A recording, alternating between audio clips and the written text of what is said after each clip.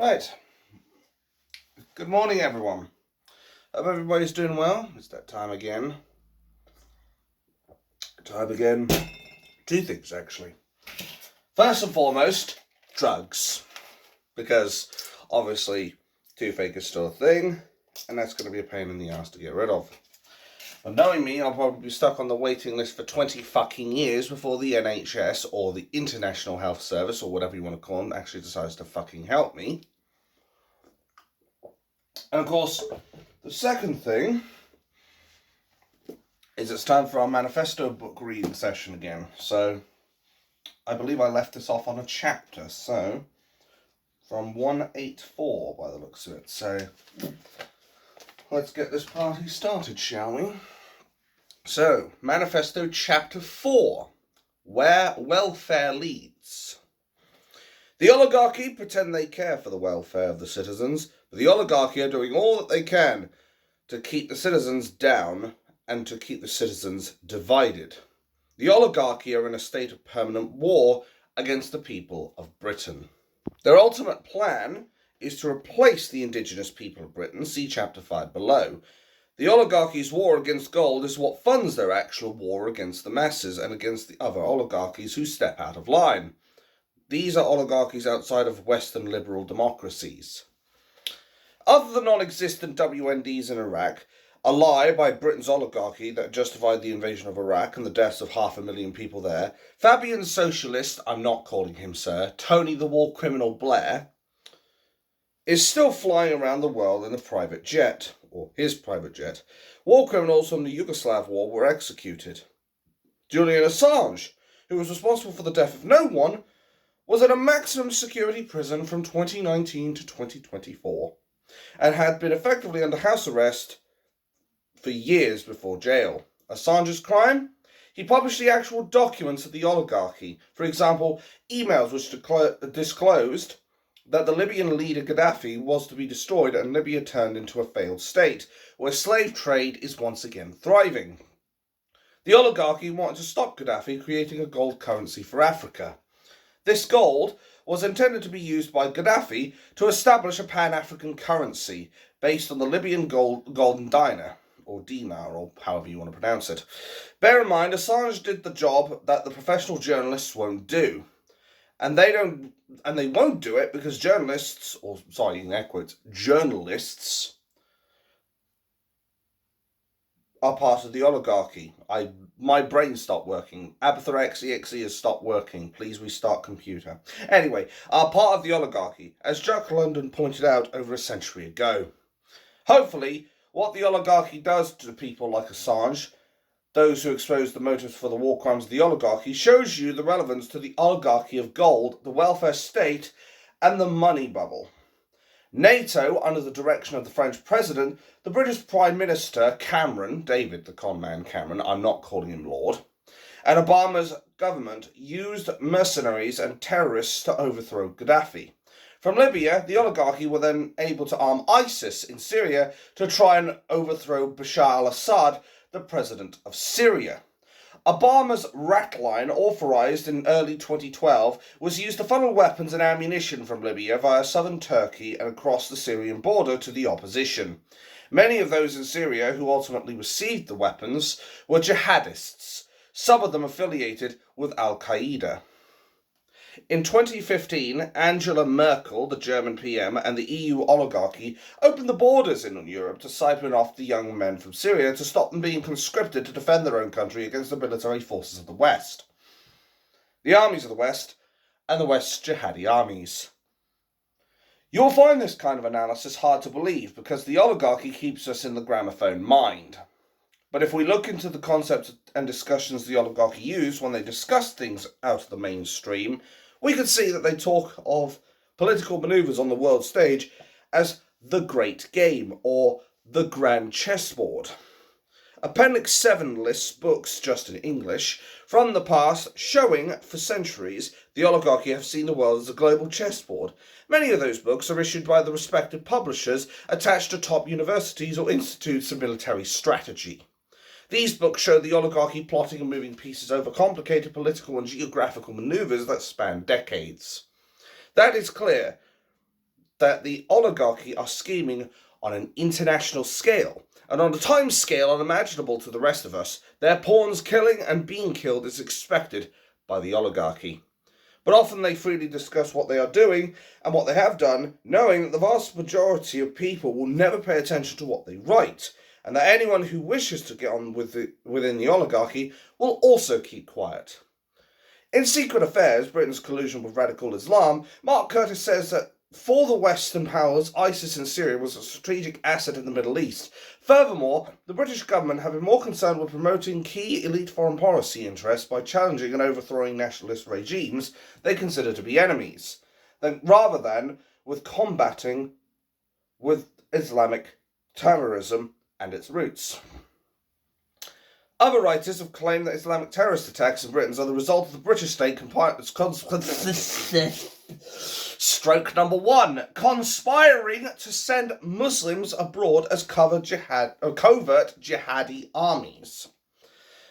The Abedi brothers, who are behind the 2017 attack on the Ariande Grand Concert in Manchester, had taken part. I'm really stumbling over words here. Had taken part in the oligarchy's coup against Gaddafi in Libya. After fighting to overthrow Gaddafi in 2014, the Abedi brothers were returned to Britain by the Royal Navy, and they went on to kill children at a pop concert. The Abedi family were allowed to travel and from Libya, despite being stopped by security services at airports with terrorist material found on the devices of the family members. Jihadi chants encouraging the killing of infidels and suicide martyr missions, jihadist recruitment videos, etc., etc. Photos of the Abedi brothers and their fathers all holding automatic weapons and heavy artillery are readily found. The entire story reeks of the oligarchy conspiring with Muslims in the West to serve as a covert jihadi army. Jihadis who then decide on the return to implement the Quran against the Kafar in Britain. In Libya, the UK military supported and worked alongside Islamic militants during the 2011 war to overthrow Gaddafi. According to the news report shortly after the terrorist attack in Manchester, before the attack, I'm not reading properly. I'm slacking. It's because I haven't had a lot of sleep. Anyway, the imam of the mosque attended by the brothers had preached a sermon saying, "Jihad for the sakes of Allah is the source of pride and dignity for this nation." So basically he encouraged the Ariana Grande concert attack. The media showed photos of this Muslim vicar in military uniform in Libya on the front line of the 2011 revolution, talking about waiting for orders to attack. Strangely, these news reports came out in 2018. The media has not been sued for these apparently defamatory reports, but nor was the imam arrested or prosecuted. That Muslim vicar is now apparently choosing to live in Libya rather than running a mosque in Manchester. Perhaps the British state has given this imam a comfortable pension on which to live, a reward for a service as a jihadi for the oligarchy. In 2022, Mark Curtis was to say of the Abedi family, and I quote, "UK policy towards Libya involved turning a blind eye to terrorism." End quote. Naturally, the inquiry into the Manchester bombing was conducted by one of the quote-unquote great and the good. So no significant revelations came out of the inquiry about Abedi being a tool for the oligarchy. Journalist Peter Oborne wrote in the Daily Mail, or maybe I was right first time, just after the 2017 bombing that the British Libyans left Manchester to fight Gaddafi in 2011 with the encouragement of MI6. The Guardian also wrote that UK policy involved encouraging exiles such as Ramadan Abedi to return to Libya to fight Gaddafi. After Hashim Abedi was convicted of assisting his brother to kill children in Manchester, Abedi's brother Ismail refused to give evidence to the public inquiry without immunity from prosecution. As this immunity was denied him, he then fled the UK and returned to Libya. Despite being stopped by counter-terrorism police at the airport, he was allowed to leave the country. But of course the mainstream media won't tell you this. You know the drill, folks. Because say it with me. It doesn't suit the narrative. Strange that that since they were prepared to arrest Tommy Robinson under terrorism laws in 2024 because he wouldn't give them access to his phone, which had all of his contacts, and he had a duty to protect their personal information, which the police have no right to do. They can say that it's all for terrorism, but at the end of the day, when has Tommy Robinson ever said he was going to conduct a terrorist attack? And you will be waiting for that answer from the oligarchy and the nonce party, the Labour Party, or again, maybe I was right first time, for a very long time. To get a sense of the decades in which the oligarchy had been harbouring jihadis in Britain, there are some in-depth analyses of the connections of just the Abidi family. The Abidis were not the only Muslims from Britain who were in Libya to overthrow Gaddafi with assistance from NATO. The parents of the Muslim who murdered children in Manchester were blamed as extremists. The Imam was blamed for incitement, but that the oligarchy know all about Islam being an ideology of violent terrorism is concealed by academics, politicians, clergy, and, in air quotes, journalists. Because the masses must be gaslit with Islam as the religion of peace in order for the oligarchy to keep shoveling taxpayer money to the hundreds of mosques and the thousands of Islamic organisations, the UK Charity Commission lists more than 3,000 Islamic charities, all exempt from tax, the richest 20, which received more than £560 million a year in income. And I did that slowly just so you can get a perspective of what I'm fucking reading here, quite frankly. Moving on.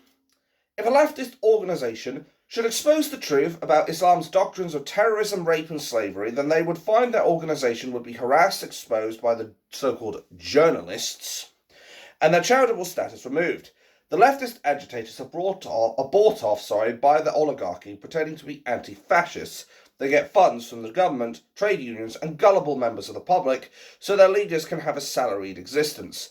Michael showed how the most high-sounding leftist organisations are just serving their own financial interests. Need a moment here.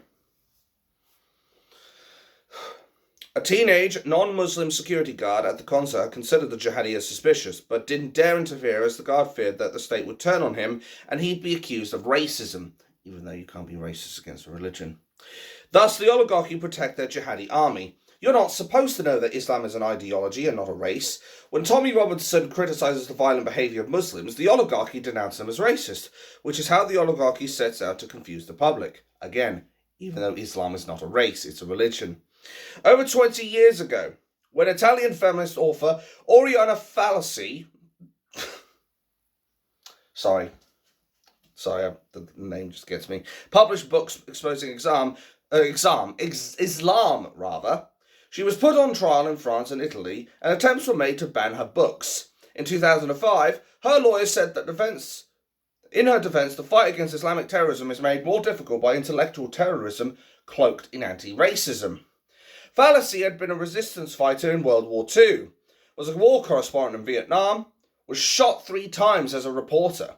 But whilst in a terminal health condition, she was being hounded through the courts by the oligarchy.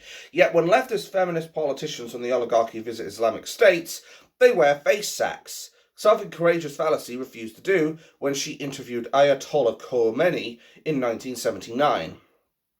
The oligarchy are fully on board with the misogyny, slavery and violence of Islam. It is useful to the oligarchy to import Muslims to help with the internal suppression of the electorate and with the oligarchy's grand game of geopolitics.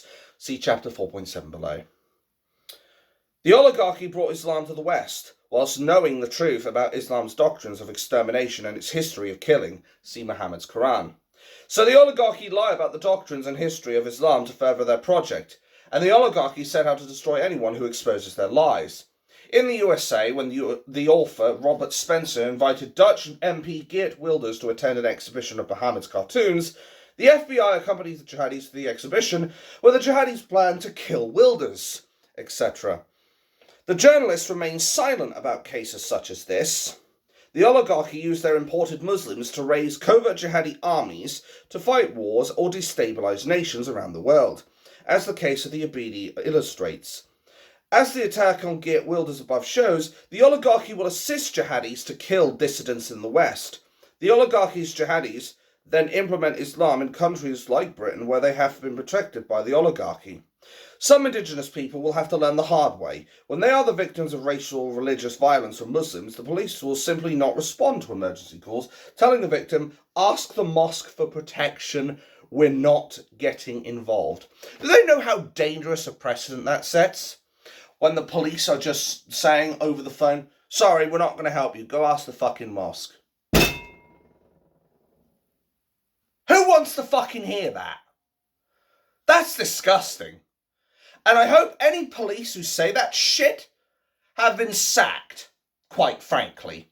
Because last time I checked, a police officer is supposed to do his civic duty and protect all of its citizens, no matter who they are, their colour, their creed, their religion, from anybody who is committing a crime against them. The fact they're going out of their way now, if this is true in this book, to say, oh, they're attacking you, these Muslims are attacking you, go ask the mosque. They're so worried about community tensions that they're basically wanting to fob the British people off. Absolutely disgusting. The oligarchy tell you the scale at which they operate. Just remember their claim to be able to control the climate. They literally want you to believe they can control the weather on the planet, that they can redefine what it means to be male or female, so from the level of the planet down to the biology of individuals, they are telling you they have this power. But they want you to have a gramophone mind, to be a phrase slave. So you will only believe what they tell you to believe, which is why it's important to see the bigger picture, to see all the limbs of the elephant. To prevent you from seeing the bigger picture, they must always find ways to manipulate perceptions and your memory with your self-proclaimed stroke number 2, self-proclaimed conservative governments employing communist behaviour-controlled experts. The few months of the COVID pandemic demonstrated their power in controlling the thoughts of the general public. In 2020, they had experts on the rolling TV news coverage telling the public, masks don't work. And just 3 months later, the oligarchy made mask wearing compulsory. If you wanted to leave your house, depressingly, most of the public didn't notice a switch in the narrative. Noticing this switch required no knowledge as to whether or not masks worked.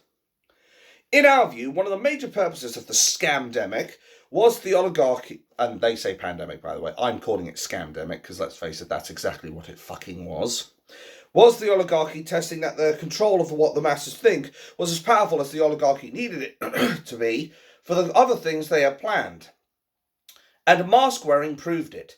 The public didn't object when the narrative switched over whether masks work to stop COVID. Just as in Animal Farm, the oligarchical pigs are able to switch from one narrative to the diametric opposite narrative, and the phrase slaves do not notice. Well, I'll tell you now, while I did briefly start wearing the face nappies at first, I assure you, after a month or two, I stopped wearing the fucking things because I could see what was going on. And when people asked me, are you going to wear a mask? I told them I was medically exempt. And they cannot challenge you on that, because if they do, it's a £9,000 fine per person they ask. You could say that maybe it was illegal for me to do that, but the cold, bitter truth is, that was tyranny.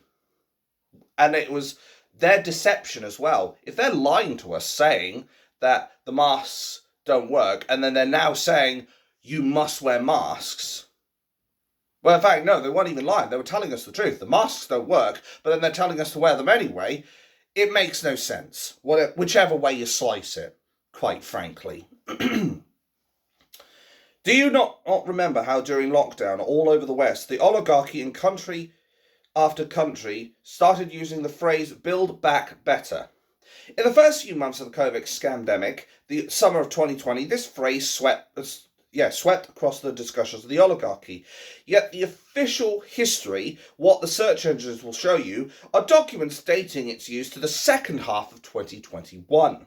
Moreover, no sooner was the oligarchy in every country chanting Build Back Better, but within weeks of simultaneously using that phrase, they were also talking of 15-minute cities. Yeah, that conspiracy theory, as the mainstream media would love to call it.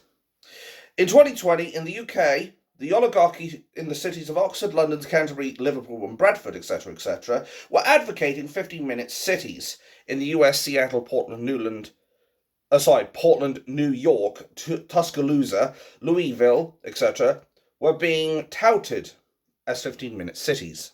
In 2020, news items promoting the concept appeared in the Financial Times, Bloomberg, etc., yet the concept of 15-minute cities was invented by those on the far left of France, who then received state honours. And the most enthusiastic advocates for 15-minute cities are venture capitalist companies associated with Wall Street banks. Avowed communists were advising Britain's socialist government on behaviour control, whilst the ideas of former leftist revolutionaries were being touted by capitalist companies and the financial press. These kinds of things are just one demonstration that the oligarchy are neither left nor right wing. They are concerned only with their own increased power and increased wealth. When it suits them, they will emphasise community, and at other times they will emphasise individual freedom, a woman's right to choose. Do you see the Financial Times promoting and extolling the ideas of Tommy Robinson? All the oligarchy are interested in is offering symbolic lures to the masses, so the masses do not pay attention to the puppet masters, and so that the masses continue to think that the current system is the best we can have, just like the farmed animals in Orwell's story. The oligarchy have phrased slavery concepts, marketing plans ready to control how you see the world and how you behave. Phrases like Islamophobia, racist, hate crime, safe and effective, build back better, 15-minute cities, climate change, you will have nothing and you will be happy, far right, diversity is our strength. All of these included. So the welfare is one of the lures to keep the masses distracted. When it comes to the welfare state, even the oligarchy admit the welfare state is a Ponzi scheme if you can get outside the gramophone mind. A Ponzi scheme is where the people in the scheme profit, but only while new members keep joining the scheme. The profit paid to the earlier members for their investment is paid out from the money being invested by the newer investors. This is how the oligarchy openly admit that the state pension scheme works. Despite being called national insurance in the UK, despite requiring 35 full years of full contributions to qualify, the oligarchy has already spent that money. Consequently, the pensions are paid out from money invested in the scheme by those who are working and paying into the scheme. The welfare state pensions are a Ponzi scheme. Moreover, the oligarchy admit that this is happening across most countries in the West. It is the oligarchy's official reason for importing millions of working-age immigrants. Here is a 1998 article from the International Monetary Fund, quoting a 1992 article from The Economist, both absolutely core organisations of the oligarchy, and I quote, "Migration may have important implications for the financial soundness of the pension system. As The Economist succinctly put it, demography and economics together suggest that Europe might do better to open its doors wider. Europeans now live longer and have fewer babies than they used to. The burden of a growing host of elderly people is shifting onto a dwindling number of young shoulders." End quote. 2 years after the United Nations organization was recommending population replacement as the solution to the continued funding of the welfare state Ponzi scheme, see Appendix 2, and 25 years after the IMF paper, we find the oligarchy news media reporting why the state pension cannot survive without immigration. The welfare state is not just a Ponzi scheme, one which fails to improve the health of the citizens, but it's a Ponzi scheme which can only keep going by importing millions of immigrants, from their third world shitholes mostly. So we have genocide, see Appendix 1, justified in the name of welfare. Later we have an entire chapter on how the oligarchy are implementing a population replacement, while they simultaneously fund those who say, if you speak of the facts then you are a conspiracy theorist. Just remember that for 150 years, INGSOC, Fabian Socialism, has been planning to bring out the communist utopia ruled by a rich, educated elite. Stroke number 3. The dimension of time is a limb of the elephant they can see, but from which they can distract us. That stroke's thrown me off for a loop. I'm sorry.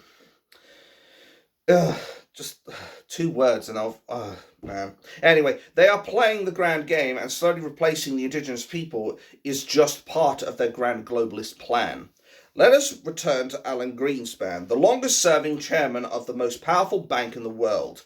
What does it say about Greenspan, the man who saw so clearly in the 1960s the relationship between gold, fake money, and the power of the welfare status, but who then spent 2 decades in charge of the US central banks, overseeing decades of increased money printing? It means that he was co-opted by the oligarchy. He went from being anti-statist to being a statist who inflated the money bubble further. The lure of fame, power, and wealth is very real. Just as Jack London and Robert Michaels pointed out, the oligarchies control trade unions, who are then co-opted, so even individual right-wing skeptics are co-opted. We need to dig further into the money bubble to show that despite the millions of immigrants, the bubble will implode in the very near future. But the oligarchy's plans for where they will take society after the current financial bubble implodes are underway. See chapter 5.8. Well, we may do another time, but not this time, because we're going on to 4.5, which will be the other half of this video, basically. Or thereabout. Chapter 4.5, Fake Money and Easy Credit. When a society stops using something of real value, such as money, gold, silver, copper, etc., etc., and instead just uses paper, something where the only value comes in the shape of a promise, threat from those with power, then paper money is termed flat currency. It is money only because those with power have commanded that worthless paper be treated as if it's not worthless. Wait, is that fiat? Oh, sorry, I thought it said flat currency. It's fiat currency. Fiat currency is in effect an IOU, the value of which depends on someone else, in which case the government keeping its promises. Whilst the polite way to refer to the basis of fiat currency is that there is a promise, the actual meaning of the word fiat is an authoritative sanction. And you can look this up in the Oxford Dictionary, those with power command us to treat something worthless as if it has value. To the extent we go along with this, we are complicit in a mass delusion. We shouldn't be surprised if this delusion spreads and contaminates all of society across or over time. Money that is bound to something with real physical value, gold, is money where the supply is limited by the availability of the real thing with values that backs the money. This limit is the problem for governments who want to fight wars or to seek reward sections of society for one reason or another. So throughout history, there are many instances of governments who have abandoned the foundation of money into something with real value, turning instead to fictional fiat money.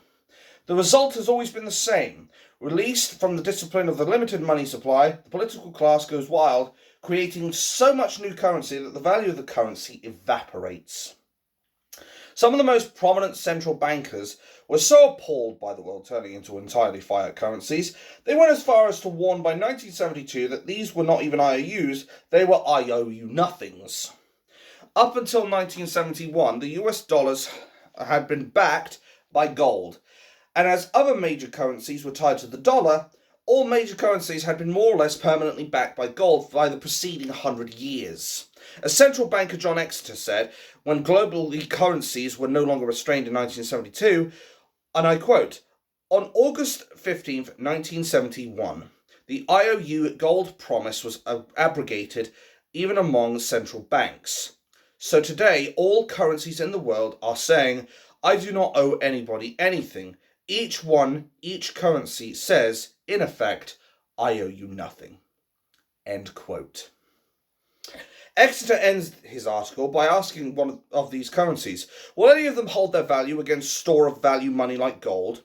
We can see the answer to this question by looking at how much an ounce of gold costs in May 1972, $35, compared to May 2024, which is $2,338.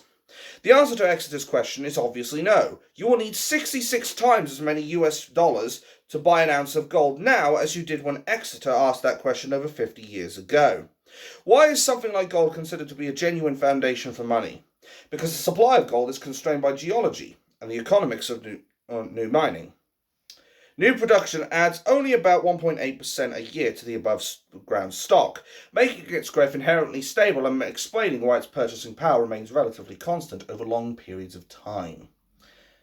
In an investigation before the US Congress in 1912, J.P. Morgan, head of one of the world's most powerful banking families, was asked questions about banking. But the banking stroke number 4. But the basis of banking is credit, is it not? And the answer, not always. That is the evidence of banking, but it is not the money itself. Money is gold and nothing else.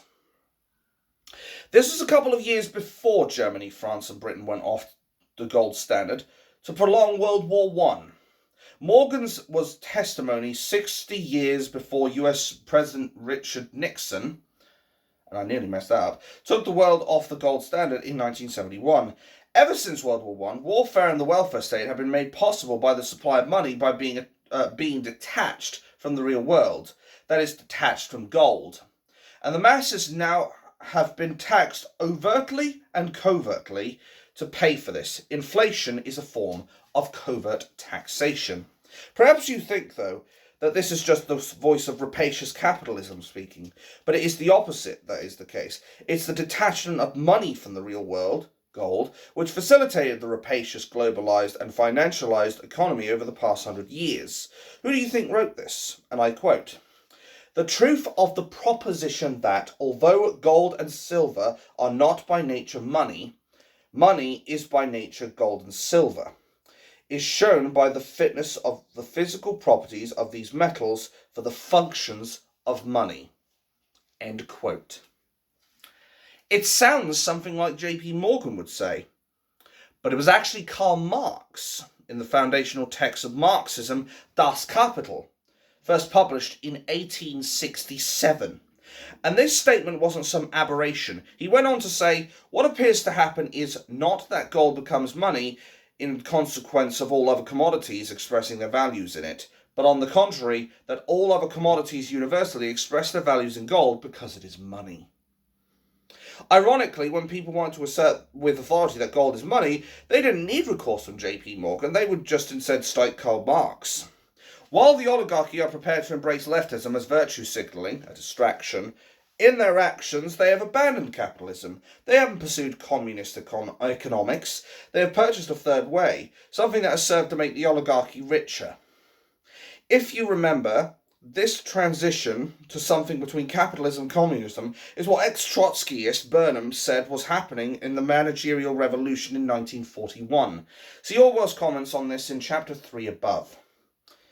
Marx goes further in his discussion of the foundational role of gold. The first chief function, and I quote, "The first chief function of money is to supply commodities with the material for the expression of their values, or to represent the values as magnitudes of the same denomination, qualitatively equal and of quantitatively comparable, God, I'm struggling with the words here, and quantitatively comparable. It thus serves as a universal measure of value, and only by virtue of this function does gold become the equivalent commodity par excellence becomes money." End quote. Moreover, if one understands money from the perspective of Das Kapital, it's no surprise that since 1971, the end of the attachments of the money supply to the real physical world, the prices of physical assets such as housing and gold have vastly increased beyond the prices of many other products and services in the globalized economies. It is, in the first place, quite clear that a change in the value of gold does not in any way affect its function as a standard of price. No matter how this value varies, the proportions between the values of different quantities of the metal remain constant. However great the fall in its value, 12 ounces of gold still have 12 times the value of 1 ounce. And in prices, the only thing considered is the relation between different quantities of gold. Since, on the other hand, no rise or fall in the value of an ounce of gold can alter its weight, thus gold always renders the same service as an invariable standard of price. however much however much its value may vary. In the second place, a change in the value of gold does not interfere with its functions as a measure of value. The change affects all commodities simultaneously and leaves their relative values unaltered, although these values are now expressed in higher or lower gold prices. Yes, that's the communist Karl Marx, not the capitalist J.P. Morgan. Since both the capitalists and the communists of the 19th centuries were both saying gold is money, it's no surprise that the oligarchy in the last 100 years have wanted the public not to understand this. If the public had understood the financial fraud that was being perpetrated upon them in the name of the welfare state, the public would not have stood for it. They would have realised that the welfare state was a confidence trick designed to buy time for the oligarchy. The oligarchy have conducted a war on gold, a war on sound money, so that they could finance projects and reshape the world to enrich themselves. And people like Bill Gates, Jeff Bezos, Anthony Fauci, who was, I believe, the doctor who was recently pardoned by Biden to prevent him from being persecuted, Obama, the Sunaks, etc., have become wealthy on a scale that ordinary people simply cannot imagine. The oligarchy distract the masses from their increased power and wealth by virtue signaling the values of divisiveness as leftism, and they use the propaganda and censorship techniques of Stalin and Hitler to facilitate this distraction. Hearing the dog whistles of their values being promoted, leftists stop focusing on where power and wealth are being accumulated and instead focus on the lunatic promotion of Islam, transgenderism, race and racism against white people. Their leftist leaders are bought off with well-paid jobs in think tanks, charities, law firms, etc., etc. There are many ways in which the oligarchy make the public pay no attention to gold or the money bubble. Central banks and commercial banks rig the gold market either by selling physical gold to drive the price down, or by selling fictional paper gold to achieve this effect. Consequently, gold looks volatile when it's measured in currencies, but in the long term, those currencies are themselves extremely volatile. So fluctuations in the value of gold or dollar, variations in the gold-dollar exchange are actually fluctuations in the value of the dollar, not of gold. When gold is rising or falling, the price of commodities traded in dollars on international markets rise and fall too, even in the short term. So if gold falls, say, 0.2% on any given day, crude oil may have also fallen by the same amount, meaning that gold's purchasing power, when measured against crude oil, actually remains unchanged.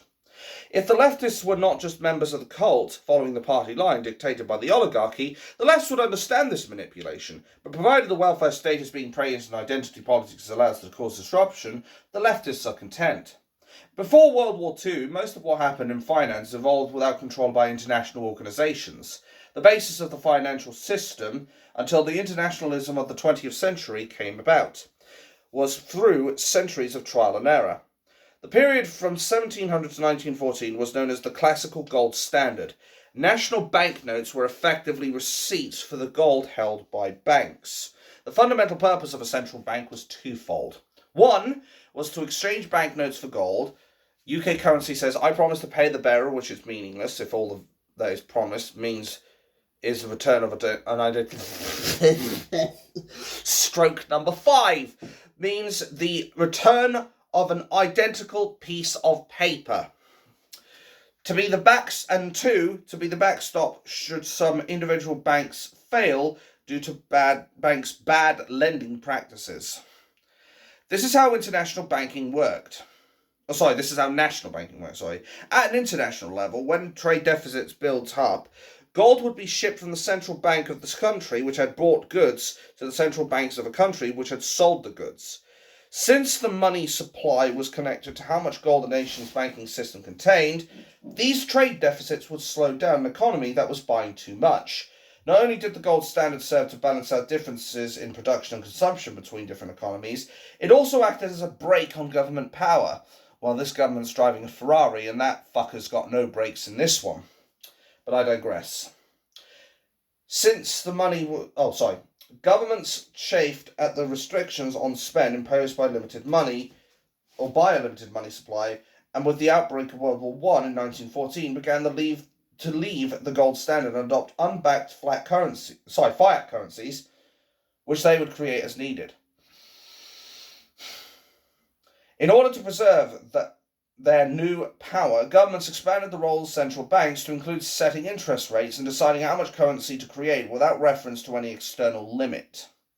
This discretion gave bankers immense power and importance, the central ones, that is. Thus, the end of the gold standard goes hand in hand with the era of massive state control, globalist institutions and endless wars, the decline of manufacturing, the rise of financialization. It culminates in the lunacy of our present age, where people are threatened with jail for saying that a man with a beard isn't a woman. When the entire basis of the financial system within a nation and between nations has no basis in reality, fantasy and falsehoods come to the fore. It's no surprise that when explaining Russia's invasion of the eastern Ukraine to protect Russian speakers, Vladimir Putin called the West the Empire of Lies. Virtually every narrative to be found in our news media is a fantasy or at best a half-truth. The fascist state funds self-proclaimed anti-fascists to smear as far-right, those with a track record of opposing National Socialism. Stroke number 6. National Socialism for years and years. Meanwhile, those state-funded anti-fascists are silent when real avowed fascists with Nazi insignia are being funded and praised by the governments of the West. See chapter 4.7 below. Whilst the most fundamental meaning of inflation is an increase in the money supply, the oligarchy prefer to direct the attention of the public to just one manifestation of this increase in the amount of money, namely a general increase in the price of consumer goods.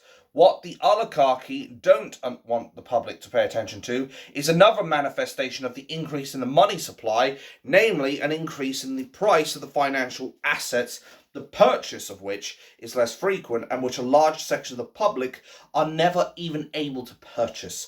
For example, bricks and mortar property, company shares, etc., etc. What we have seen since the 1990s is that the oligarchy were able to conceal the effects of the increase in the money supply by A, gaming how the prices of consumer goods are calculated, and B, by exporting manufacturing to cheaper countries so that the prices of consumer goods are kept lower. Instead, the huge increases in supply of money flowed into these financial assets. The increases in value, in air quotes, in these assets led to dot-com bubble, or to the dot-com bubble, and crash after 2000, the year. And the subprime mortgage boom and crash after 2006. Since the process of quantitative easing, QE, and the policy of holding interest rates at or near 0%, known as ZIRP, started from 2008 onwards, the oligarchy reinflated the prices in the stock market and the property market. Most people today have no idea what money actually is. Most of us don't even use coins or paper money in the majority of transactions now, so divorced have we become from the real world. People refer to the gold standard in science, meaning the highest quality of medical test or proof. But when we've asked medical doctors what the phrase originally mean, they have no idea. Often these people were people who were actually born when a specific value of paper money was directly connected to a weight of gold. Within their lifetimes, they had lost their knowledge. Or this knowledge, rather. It's not that people in the past have not been warning those who come after them. In 1787, George Washington said, and I quote, "Paper money has had the effect in your state that it ever will have, to ruin commerce, oppress the honest, and open a door to every species of fraud and injustice." End quote. In the past, money debasement was something that happened within one country, so the effects only marginally affect... Sorry, Abathur.exe has stopped working again. Marginally leaked out to affect other countries. But since 1971, when US President Nixon interrupted its Sunday night TV shows to make the announcement that he was temporarily suspending the convertibility of the dollar into gold, the money debasement has been global. Why was the US dollar, and therefore all the currencies which had been tied to the dollar since the end of World War II, suddenly detached from gold? By 1965, the volume of dollars held by foreign institutions which would conceivably swap them for US gold reserves outstripped the actual amount of gold the US held. By 1971, the US was facing runs on its gold reserves led by France, who Britain was in the Q2. Britain was in the Q2, alongside rising inflation and weak growth. The suspension of the gold standard, which has gone on for more than 5 decades, was said by Nixon to be temporary, and it was only mentioned a single time in Nixon's unannounced interruption of the TV schedule. Nixon also announced price and wage controls, more socialist economic planning, not surprisingly. The reaction abroad to what was seen as naked economic nationalism was shock and horror. European stock markets crashed, foreign currency markets closed, temporary and central bankers felt obliged to let their currencies float against the dollar for the first time since the World War. The second one, that is. What is also significant is that a month before the supposed arch enemy of communism, stroke number 7, communism, Nixon had flown to China. Globalization and debasement of money are intimately connected since the suspension of the gold standard. The entire world has been complicit in a global system of debased money. Nearly every major government is doing exactly what past printing press owners have done. But thanks to the modern technology and globalization, they're doing it on a scale that has never been attempted before. So this time around, the entire global financial system finds itself drifting inexorably towards the chaos that has claimed all other private fiat currencies. But we should not forget that the end of the gold standard was preceded by the geostrategic maneuvering which has led to globalism, to cheap manufacturing abroad, and to China becoming a superpower. And that'll be all. So Jesus Christ, what does that bring me up to now? 72 strokes, which, if this is the 25th today, we are nearly still on course with 3 strokes on average per video. Fuck me. 3 strokes a day. But yeah, obviously there are some where I have more than others. Clearly reading this book's not good for my health. Someone's going to call 999 at some point and refer me to hospital. And then I'm going to tell them what's going on with the and then they're going to be like, stop being a fucking idiot and go home. Because that's basically what's going to happen. But it scares me. The more and more I read this book, the more I am strongly feeling that a revolution is coming to this country. And I'm not talking the peaceful kind. And let me be clear, as I've said before, and as always without fail, I do not want a violent revolution. I do not advocate for a violent revolution. I do not want people to come up and overthrow the government. I want this to be done peacefully. But obviously with what's been happening with Keir the traitor Starmer and all of the nonce party, the Labour Party, or again, maybe I was right first time, can you really be surprised that the British people's tensions are running high right now? I personally don't think it's any surprise. Now, if you'll excuse me, I've got to start making some soup because I'm fucking hungry. I'm starving, in fact. So I'm going to put on some nice warm soup, hopefully warm me up for this day.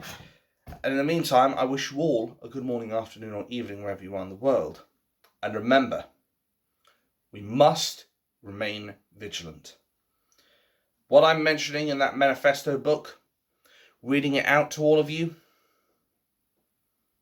we have got to remember this is what the state are planning.